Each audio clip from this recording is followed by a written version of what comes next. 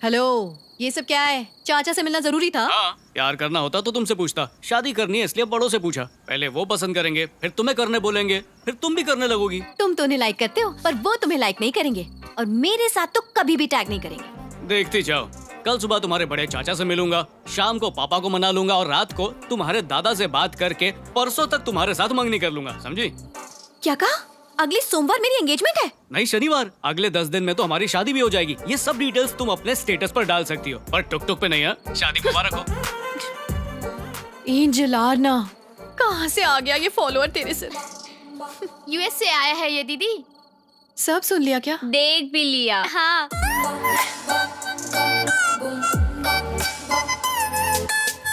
दीदी, जीजाजी कोई मामूली चीज नहीं है। ए, पागल है क्या? मेरी शादी नहीं हुई है अभी से। अगले 10 दिन में तो हो ही जाएगी ना। ऐसा उसे लगता है। ठीक है, देख लेंगे, प्रूफ भी मिल जाएगा।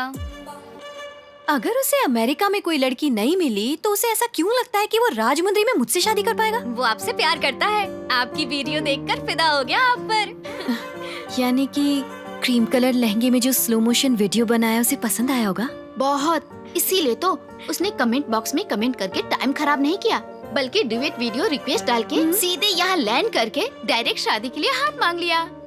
यानी कि वो सच में मुझसे प्यार करता है क्या?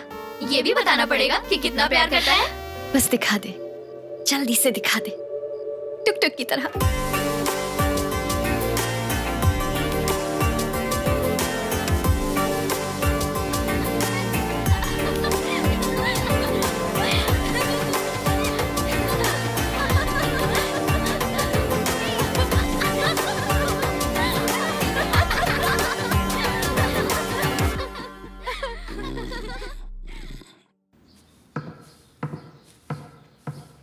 दादाजी, क्या आप सिंह ब्रदर्स के घर जा रहे हो? हाँ, वही जा रहा हूँ। पता नहीं वो आपको और कितना परेशान करेंगे। ओए, ये सिंह ब्रदर्स कौन है? अरे सर, बड़े लोग हैं, लोकल लिकर बिजनेस में सबसे बड़े।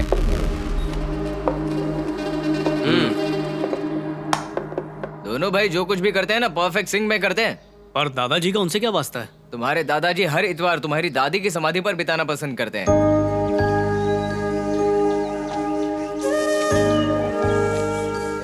वो तुलसी में जाकर पानी डालते हैं, उनकी पसंद के फूल और मिठाई उनके लिए लेकर जाते हैं, उन्हें बताते हैं कि उनका पूरा हफ्ता कैसा रहा, चाहे हफ्ता कैसा भी रहा हो, लेकिन वहां जाकर उनके चेहरे पर चमक आ जाती है। पर अब इन सिंह ब्रदर्स की वजह से वो ये भी नहीं कर पा रहे हैं। उन्हें इससे क्या परेशानी है? उन्होंने समाधि के आसपास की 6 एकड़ जमीन पर कब्जा कर लिया है, लोहे की तार लगा दी है। अब वो उन्हें समाधि पर नहीं जाने देते। हमने कहा था कि उन्हें समाधि तक जाने का रास्ता छोड़ दे, उन्होंने कहा वो तब तक नहीं छोड़ेंगे जब तक ये हिस्सा उन्हें नहीं बेच देते। जमीन बेचने के बाद उस रास्ते का वो क्या करेंगे? अरे चलना। आया दादा मैं। हर बार उनसे भीख मांगते हैं, हर बार का लफड़ा है ये।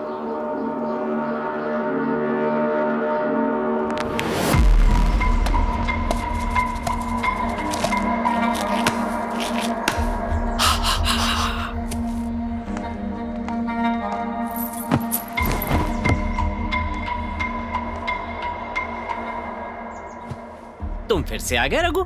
समझ में नहीं आता कि तुम वहाँ अपनी बीवी के साथ ऐसा करते क्या हो, लेकिन तुम्हें देखने में बड़ा मजा आता है हमें। अच्छा तो ध्यान से सुनो, मजा तो हमें भी बहुत ज्यादा आता है। तुम बस उसे सीमेंट का ब्लॉक समझो और उसे धड़ाम से तोड़ दो, फिर तुम्हें उसका एक बढ़िया लेआउट मिल जाएगा और हर इतवार को उसके मजे लेना। उसमें एक फार्म हाउस बना लो। सिंह, देखो, मेरी हालत ठीक नहीं है। मैं ज्यादा दिनों के लिए जी नहीं पाऊंगा। प्लीज मुझे उसके साथ अपने बाकी दिन बिताने दो। ये क्या कह रहे हो सर? सच में?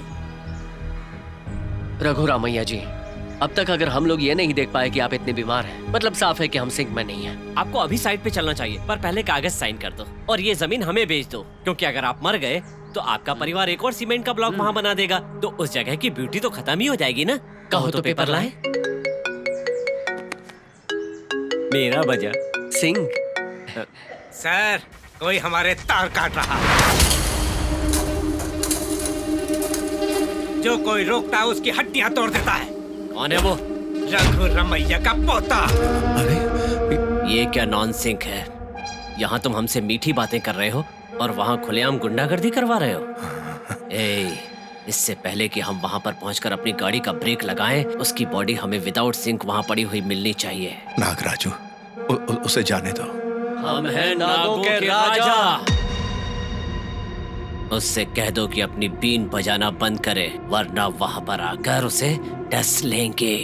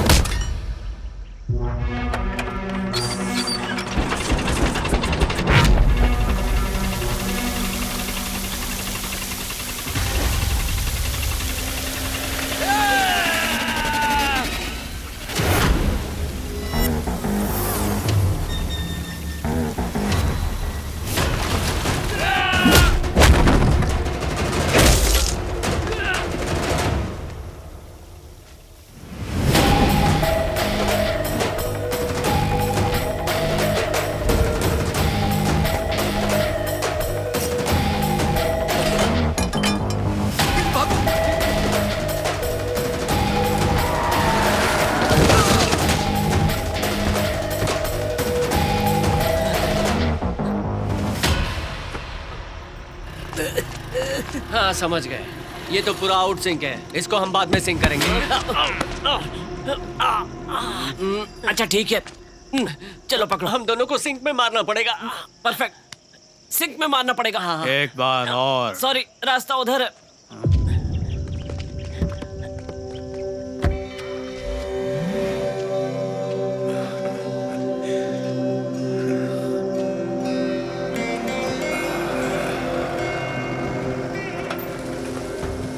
सरस्वती, इससे फर्क नहीं पड़ता कि तुम्हारे कितने बच्चे हैं। आखिर में वही काबिल बच्चे ने मुझे तुम तक पहुंचाया, जिसने साबित कर दिया कि मेरे खून में कोई कमी नहीं है। मेरे पोते ने।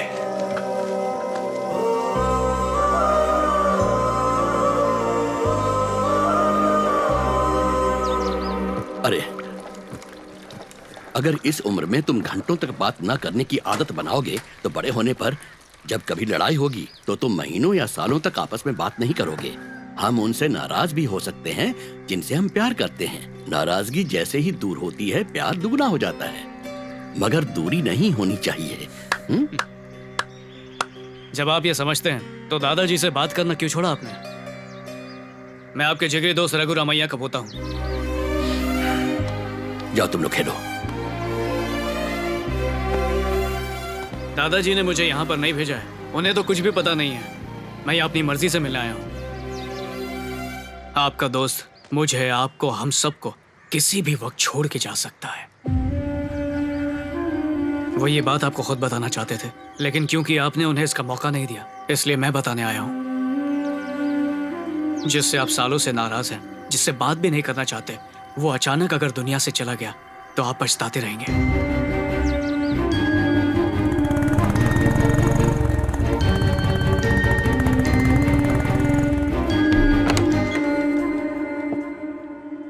सुरी, रखो।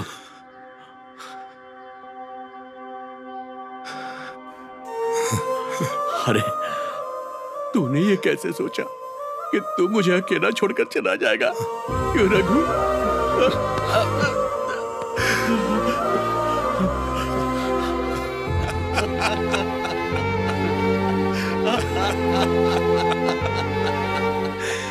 तू आया तो ऐसा लग रहा है जैसे मौत भी छोटी हो गई है। मुझे लगा तुझे देखे बिना ही मर जाऊंगा। अरे, इसके जैसा पोता तेरे पास है तो भला किस दादा की इच्छा पूरी नहीं होगी? चल, मुझसे एक वादा कर। छोड़, जीने वालों से वादा लेना चाहिए। अरे, मरने वालों का क्या भरोसा, हम तो आज हैं कल नहीं। तेरे जिंदा रहते ही तुझसे पूरा करवाऊंगा। तू अपने पोते की शादी मेरी पोती से कर दे, समझ गया? दादाजी, आप लोग दो शरीर जरूर हैं, पर आत्मा एक ही है। लेकिन हाँ? तेरा बेटा मान जाएगा क्या? अरे वो मानेगा कैसे नहीं? अभी तक किसी को जायदाद नहीं दी है, सब कुछ मेरी मुट्ठी में है, मेरी उंगली पे नाचते हैं सब। अगर किसी ने मेरी बात नहीं मानी तो फिर चलो मैं क्या रखता हूँ। पापा ऐसे मार रहे हैं जैसे छोटा बच्चा हूँ। अरे कहा था ना, जब तक 50 का नहीं हो जाता ऐसे ही चलेगा। पापा इससे कोई फर्क नहीं पड़ता, रघु रमैया के घर बेटी नहीं दूंगा।